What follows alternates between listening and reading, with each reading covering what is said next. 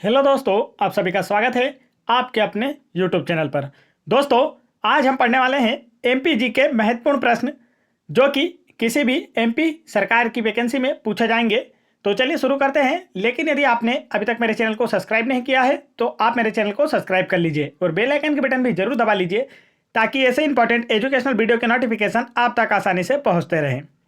तो चलिए देखते हैं आज का पहला प्रश्न। आज का पहला प्रश्न है, मध्य प्रदेश में राजा जीवाजी राव का सुंदर एवं कलात्मक राजमहल कहाँ है?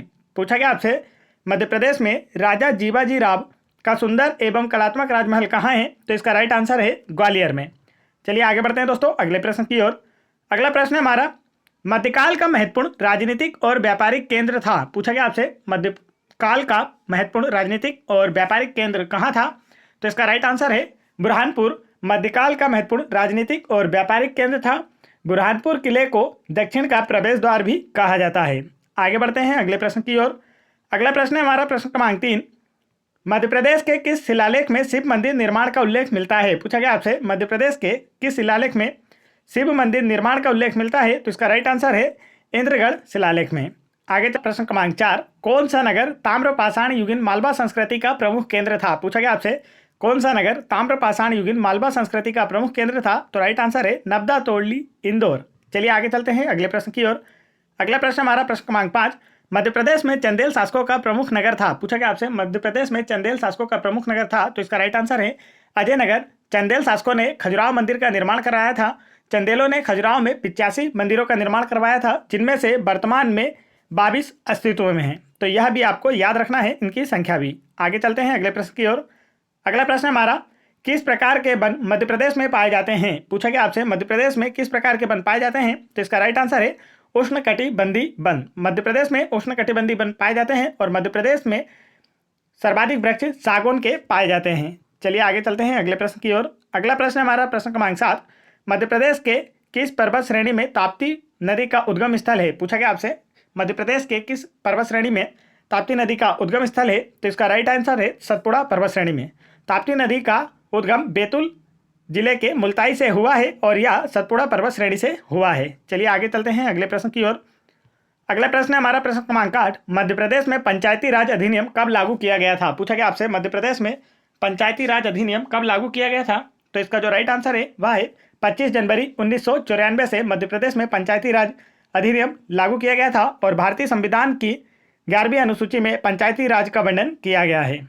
आगे बढ़ते हैं अगले प्रश्न की ओर। अगला प्रश्न हमारा प्रश्न क्रमांक 9, किस स्थान पर मध्य प्रदेश का पहला रत्न परिष्कृत केंद्र स्थापित किया गया है? पूछा गया आपसे, किस स्थान पर मध्य प्रदेश का पहला रत्न परिष्कृत केंद्र स्थापित किया गया है? तो इसका राइट आंसर है जबलपुर। जबलपुर को मध्य प्रदेश की सांस्कृतिक राजधानी तथा न्यायिक राजधानी भी कहा जाता है और जबलपुर मध्य प्रदेश का सर्वाधिक साक्षर जिला है और जबलपुर क्षेत्रफल की दृष्टि से मध्य प्रदेश का सबसे बड़ा संभाग है।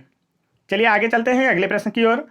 अगला प्रश्न हमारा प्रश्न क्रमांक 10, देश का एकमात्र जनजाति विश्वविद्यालय मध्य प्रदेश के किस शहर में है? पूछा गया आपसे, देश का एकमात्र जनजाति विश्वविद्यालय मध्य प्रदेश के किस शहर में है? तो इसका राइट आंसर है अमरकंटक में। देश का एकमात्र जनजाति विश्वविद्यालय मध्य प्रदेश के अमरकंटक में स्थित है। अमरकंटक से नर्मदा नदी का उद्गम होता है। नर्मदा नदी को मध्य प्रदेश की जीवन रेखा कहा जाता है। अगला प्रश्न हमारा प्रश्न क्रमांक 11, मध्य प्रदेश के किस क्षेत्र में मुख्य रूप से तांबा निकलता है? पूछा गया आपसे, मध्य प्रदेश के किस क्षेत्र में मुख्य रूप से तांबा निकलता है? तो इसका राइट आंसर है मलाजखंड बालाघाट से। मध्य प्रदेश के बालाघाट जिले की मलाजखंड खदान तांबा उत्पादन के लिए पूरे भारत में प्रसिद्ध है और बालाघाट को मध्य प्रदेश की तांबा राजधानी भी कहा जाता है। आगे चलते हैं अगले प्रश्न की ओर। अगला प्रश्न हमारा प्रश्न क्रमांक 12, सन 1947 में सेंट्रल इंडिया के प्रदेशों को कितने भागों में विभाजित किया गया था? पूछा गया आपसे, सन 1947 में सेंट्रल इंडिया के प्रदेशों को कितने भागों में विभाजित किया गया था? तो राइट आंसर है 4 भागों में। आगे चलते हैं दोस्तों अगले प्रश्न की ओर। अगला प्रश्न हमारा, मध्य प्रदेश में कौन से जिलों का समूह सर्वाधिक सरसों का उत्पादन करता है? पूछा गया आपसे, मध्य प्रदेश में कौन से जिलों का समूह सर्वाधिक सरसों का उत्पादन करता है? तो इसका राइट आंसर है भिंड मुरैना मध्य प्रदेश में सर्वाधिक सरसों का उत्पादन करते हैं। आगे चलते हैं अगले प्रश्न की ओर। अगला प्रश्न हमारा प्रश्न क्रमांक 14, मध्य प्रदेश राज्य में कितने प्रतिशत सिंचाई तालाबों द्वारा की जाती है? पूछा गया आपसे, मध्य प्रदेश राज्य में कितने प्रतिशत सिंचाई तालाबों द्वारा की जाती है? तो इसका राइट आंसर है 23%। और यदि आपसे पूछा जाता है मध्य प्रदेश राज्य में तालाबों तथा नहरों द्वारा कितने प्रतिशत सिंचाई की जाती है, तो आपका आंसर होगा 25%। चलिए आगे चलते हैं अगले प्रश्न की ओर। अगला प्रश्न है हमारा, झाबुआ में महंगाई विरोधी आंदोलन कब चलाया गया था? पूछा गया आपसे झाबुआ में महंगाई विरोधी आंदोलन कब चलाया गया था? तो राइट आंसर है 1935 में। आगे चलते हैं अगले प्रश्न की ओर। अगला प्रश्न है हमारा, कपिलधारा व दुग्धधारा जलप्रपात किस जिले में है? पूछा गया आपसे कपिलधारा व दुग्धधारा जलप्रपात किस जिले में है? तो इसका राइट आंसर है शहडोल जिले में। कपिलधारा व दुग्धधारा जलप्रपात शहडोल जिले में है और यह जलप्रपात नर्मदा नदी पर बने हैं। आगे चलते हैं अगले प्रश्न की ओर। अगला प्रश्न है हमारा प्रश्न क्रमांक 17, ग्रेफाइट का उत्पादन मध्य प्रदेश के किस स्थान से होता है? पूछा गया आपसे ग्रेफाइट का उत्पादन मध्य प्रदेश के किस स्थान से होता है? तो इसका राइट आंसर है बैतूल से। और मध्य प्रदेश के बैतूल में घड़ी बनाने का एकमात्र कारखाना स्थित है। बैतूल ताप्ती नदी के किनारे बसा शहर है और ग्रेफाइट जो होता है यह विद्युत का सुचालक होता है और ताप्ती नदी का उद्गम बैतूल के मुल्ताई से हुआ है। आगे चलते हैं अगले प्रश्न की ओर। अगला प्रश्न है हमारा, मध्य प्रदेश राज्य का सबसे पुराना चिकित्सा महाविद्यालय कहाँ पर है? तो इसका राइट आंसर है गजरा राज्य चिकित्सा महाविद्यालय ग्वालियर में। मध्य प्रदेश राज्य का सबसे पुराना चिकित्सा महाविद्यालय गजरा राज्य चिकित्सा महाविद्यालय ग्वालियर में है। आगे बढ़ते हैं दोस्तों अगले प्रश्न की ओर। अगला प्रश्न है हमारा प्रश्न क्रमांक 19, मध्य प्रदेश के किस जिले में सर्वाधिक वन पाया जाता है? पूछा गया आपसे मध्य प्रदेश के किस जिले में सर्वाधिक वन पाया जाता है? तो इसका जो राइट आंसर है वह है मंडला जिले में। मध्य प्रदेश के मंडला जिले में सर्वाधिक वन पाया जाता है। मध्य प्रदेश में सर्वाधिक वन वृक्ष सागौन के पाए जाते हैं।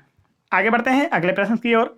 अगला प्रश्न है हमारा, मध्य प्रदेश में प्रथम ग्राम न्यायालय कहाँ प्रारंभ किया गया था? पूछा गया आपसे मध्य प्रदेश में प्रथम ग्राम न्यायालय कहाँ प्रारंभ किया गया था? तो इसका आंसर है झातला नीमच में। मध्य प्रदेश में प्रथम ग्राम न्यायालय की शुरुआत झातला नीमच में की गई थी। आगे बढ़ते हैं अगले प्रश्न की ओर। अगला प्रश्न है हमारा प्रश्न क्रमांक 21, मध्य प्रदेश का एकमात्र शहर जहां पर आईआईटी और आईआईएम विश्वविद्यालय खोले गए हैं। पूछा गया आपसे मध्य प्रदेश का एकमात्र शहर जहां आईआईटी और आईआईएम विद्यालय खोले गए हैं तो वह है इंदौर। और इंदौर को मध्य प्रदेश की व्यावसायिक राजधानी भी कहा जाता है। आगे चलते हैं अगले प्रश्न की ओर।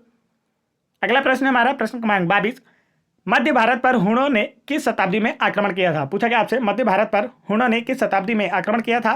तो इसका आंसर है 6ठी शताब्दी में। आगे चलते हैं अगले प्रश्न की ओर। अगला प्रश्न है हमारा प्रश्न क्रमांक 23, मध्य प्रदेश में पगलिया किस अंचल की लोक चित्रकला है? पूछा गया आपसे मध्य प्रदेश में पगलिया किस अंचल की लोक चित्रकला है? तो राइट आंसर है मालवा क्षेत्र की लोक चित्रकला है। आगे बढ़ते हैं दोस्तों अगले प्रश्न की ओर। दोस्तों यदि आप लोगों को वीडियो पसंद आ रहा हो तो वीडियो को एक लाइक जरूर करें।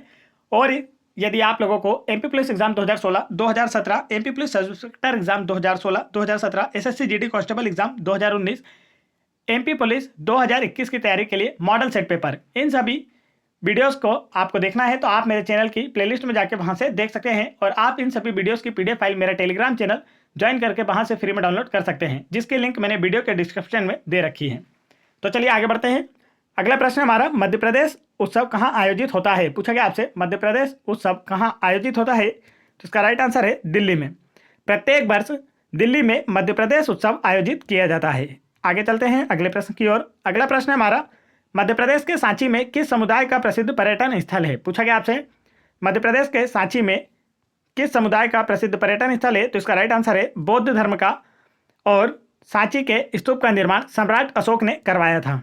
आगे बढ़ते हैं अगले प्रश्न की ओर। अगला प्रश्न है हमारा प्रश्न क्रमांक 26, पादप एवं जीवाश्म के लिए कौन सा राष्ट्रीय उद्यान प्रसिद्ध है? आपसे पूछा गया है पादप एवं जीवाश्म के लिए कौन सा राष्ट्रीय उद्यान प्रसिद्ध है? तो राइट आंसर है फासिल राष्ट्रीय उद्यान पादप एवं जीवाश्म के लिए प्रसिद्ध है। फासिल राष्ट्रीय उद्यान क्षेत्रफल की दृष्टि से मध्य प्रदेश का सबसे छोटा राष्ट्रीय उद्यान है, जिसका क्षेत्रफल है 0.2 से 1 किलोमीटर वर्ग किलोमीटर। चलिए आगे चलते हैं अगले प्रश्न की ओर। अगला प्रश्न हमारा प्रश्न क्रमांक 27, किस वर्ष मध्य प्रदेश राज्य का विभाजन हुआ था? पूछा गया आपसे किस वर्ष मध्य प्रदेश राज्य का विभाजन हुआ था? तो इसका राइट आंसर है 1 नवंबर 2000 को मध्य प्रदेश राज्य का विभाजन हुआ था और मध्य प्रदेश से छत्तीसगढ़ अलग हुआ था। आगे बढ़ते हैं अगले प्रश्न की ओर। अगला प्रश्न है हमारा, धान अनुसंधान केंद्र मध्य प्रदेश राज्य में कहाँ स्थापित किया गया है? पूछा गया आपसे धान अनुसंधान केंद्र मध्य प्रदेश राज्य में कहाँ स्थापित किया गया है? तो राइट आंसर है बड़वानी में। मध्य प्रदेश का धान अनुसंधान केंद्र बड़वानी में स्थापित है। और राष्ट्रीय धान अनुसंधान केंद्र की बात की जाए तो वह कटक में स्थित है। आगे चलते हैं अगले प्रश्न की ओर। अगला प्रश्न हमारा प्रश्न क्रमांक 29, खनिज के उत्पादन में मध्य प्रदेश का देश में कौन सा स्थान है? पूछा गया आपसे खनिज के उत्पादन में मध्य प्रदेश का देश में कौन सा स्थान है? तो इसका राइट आंसर है 7वां। और हीरा उत्पादन में मध्य प्रदेश का देश में प्रथम स्थान है। मध्य प्रदेश के पन्ना जिले में हीरा का उत्पादन होता है।